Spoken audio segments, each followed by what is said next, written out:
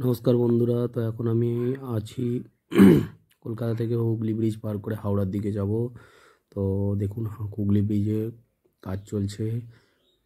আমি আপনাদের দেখাবো হুগলি ব্রিজে কীভাবে কী কাজ হচ্ছে না হচ্ছে। আপনার পুরো ভিডিওটা দেখবেন কীভাবে ট্রাফিক জ্যাম হয় আর হুগলি ব্রিজ পার মানে মাঝখানে কীরকম কী করা আছে পুরোটাই আপনারা দেখতে পারেন এই ভিডিওতে।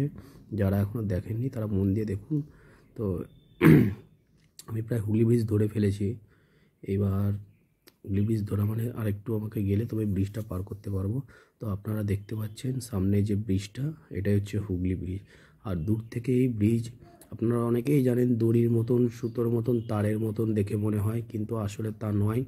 এটা খুব লম্বা লম্বা এক ধরনের পাইপ জাতীয় কোনো কোনো জিনিস আছে, যে পাইপগুলো দূর থেকে দেখলে আমাদের দড়ির মতন বা সুতোর মতন মনে হয়। দূর থেকে দেখলে খুব সুন্দর লাগে, কিন্তু কাছে গেলে এটা বুঝতে পারবেন যে না, এগুলো সব দড়ি নয় বা সুতোও নয়। এগুলো বড় বড় বিশাল আকৃতির পাইপ, যা নিচে থেকে অ্যাডজাস্ট করে টাইট করা যায়, সব কিছু করা যায়।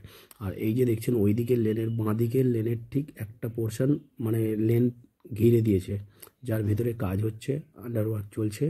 আর এই হচ্ছে হুগলি ব্রিজ, খুব অপূর্ব। আর আমার ডান পাশে একদম নিচে গঙ্গা, বা ডান পাশে আপনি পুরো কলকাতাটাও দেখতে পাচ্ছেন, হয়তো বুঝতে পারছেন না। তো ওদিকটা পুরো কলকাতা। আর এটা হচ্ছে হুগলি ব্রিজের আর একটা স্তম্ভ, যেটা মানে দুটো স্তম্ভ আছে বড় বড়, যার জন্য ব্রিজটাকে খুব সুন্দর লাগে দূর থেকে। তো আপনারা যারা মনে করেন তাড়াহুড়ো করে যাবেন, সকালের দিকে একটু ফাঁকা থাকে, আর দুপুরে বা বেলার দিকে প্রচণ্ড জাম হয়ে যায় রাস্তা। তো সেই বুঝে আপনারা কলকাতা বা হাওড়ার দিকে যেদিকেই যান, জাম আপনাদের ফেস করতেই হবে। আর এখন কতদিন কাজ চলবে কিছু বলা যায় না, তবে কাজ খুব মানে তাড়াতাড়ি হচ্ছে, আশা করি খুব তাড়াতাড়ি হয়েও যাবে। হ্যাঁ, তো আপনারা খুব সাবধানে গাড়ি চালাবেন, ধীরে সুস্থে গাড়ি চালাবেন, তাড়াহুড়ো করবেন না। কারণ ইদানিং রাস্তাঘাটে প্রচুর অ্যাক্সিডেন্ট বেড়ে গেছে। আর এটা আমাদের মানে আমি একটা গাড়িওয়ালা, তো আমাদের ভুলের জন্যই এগুলো হচ্ছে। ভিডিওটা ভালো লাগলে একটু লাইক শেয়ার করবেন। থ্যাংক ইউ, ধন্যবাদ।